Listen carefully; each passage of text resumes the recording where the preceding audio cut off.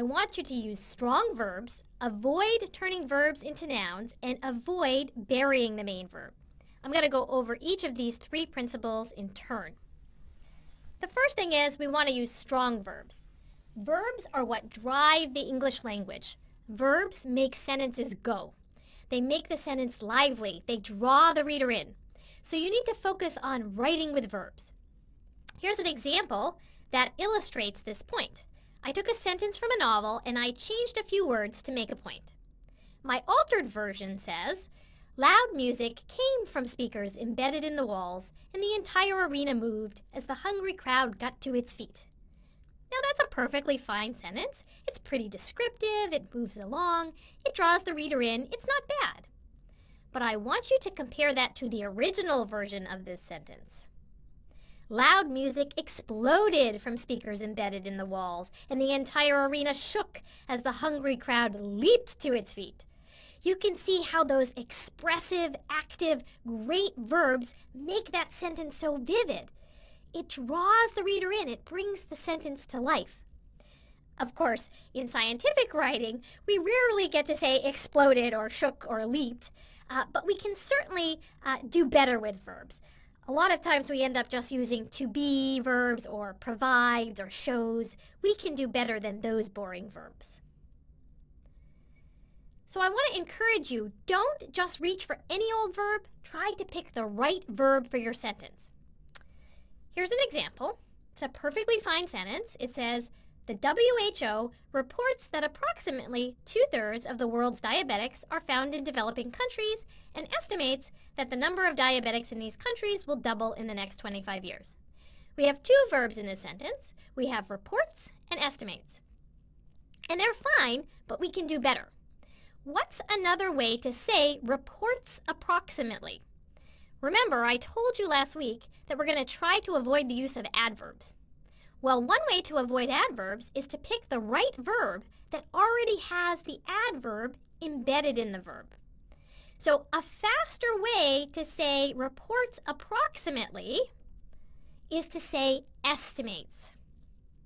Now, we don't want to repeat the verb estimates, so we might want to come up with a better verb for the second part of that sentence as well.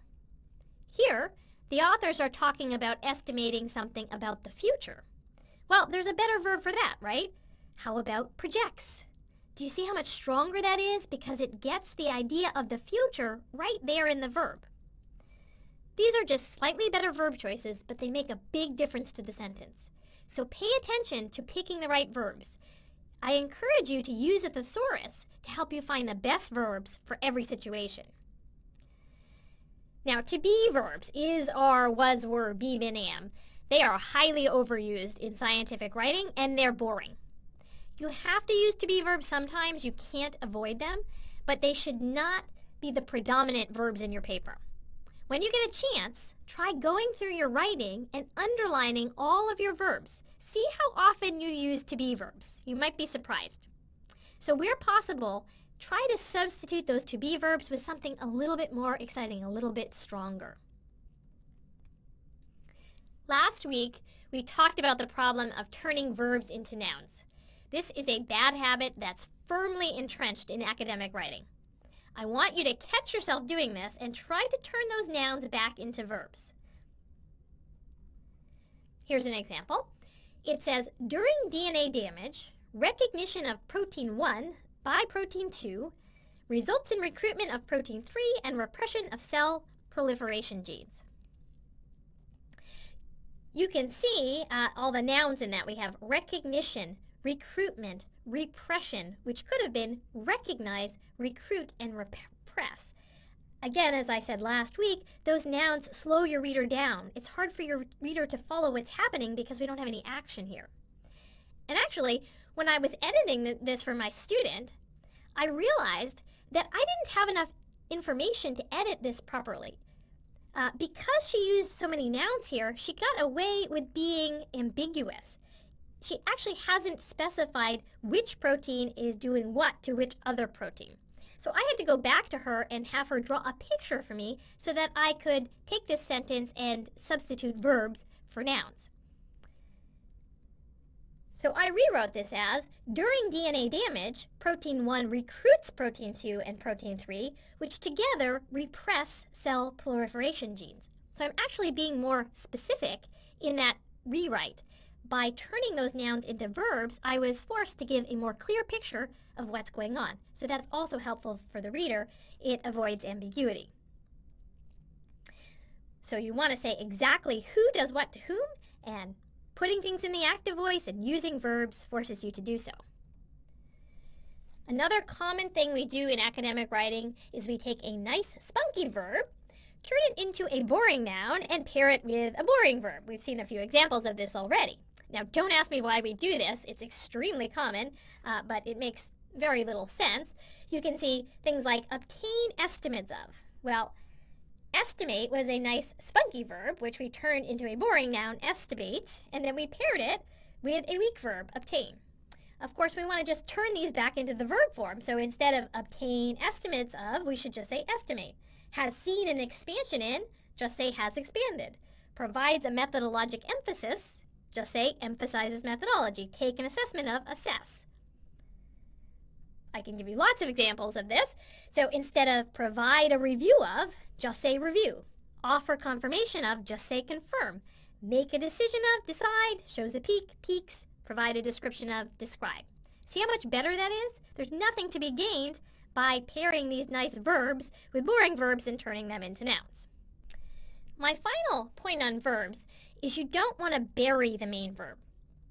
What I mean by that is you want to make sure that the main verb of the sentence, which is also called the predicate, is up close to the subject near the start of the sentence. The reason is that the readers are waiting for the verb. Until the reader gets to the verb, they don't know where you are going. So if you put too much distance between the subject of the sentence and the main verb, you're going to lose your reader. Here's an example to illustrate this. I call this the case of the buried predicate. The sentence is hard to read. It says, one study of 930 adults with multiple sclerosis, MS, receiving care in one of two managed care settings or in a fee-for-service setting found that only 2/3 of those needing to contact a neurologist for an MS-related problem in the prior 6 months had done so. Notice how difficult that sentence is to make sense of. The subject of the sentence is the study, okay? But we get this long description of the study, and we don't get to the predicate, to the main verb, until found. By the time you get to the found, you've lost your reader because there's too much clutter in between the subject and the predicate of that sentence. Well, there's a simple fix for this one, okay? I fixed this one by doing nothing other than moving the verb found up. I took all of that description of the study and set it aside in commas. So I rewrote it as, one study found that of 930 adults with MS who were receiving care in one of two managed care settings or in a fee-for-service setting, only 2/3 of those needing to contact a neurologist for an MS-related problem in the prior 6 months had done so. Notice how the reader's not bothered by all of that descriptive stuff as long as the reader has already got the verb. So try to keep that verb close to the subject near the start of the sentence. I'm going to show you some more examples of this principle in the next module.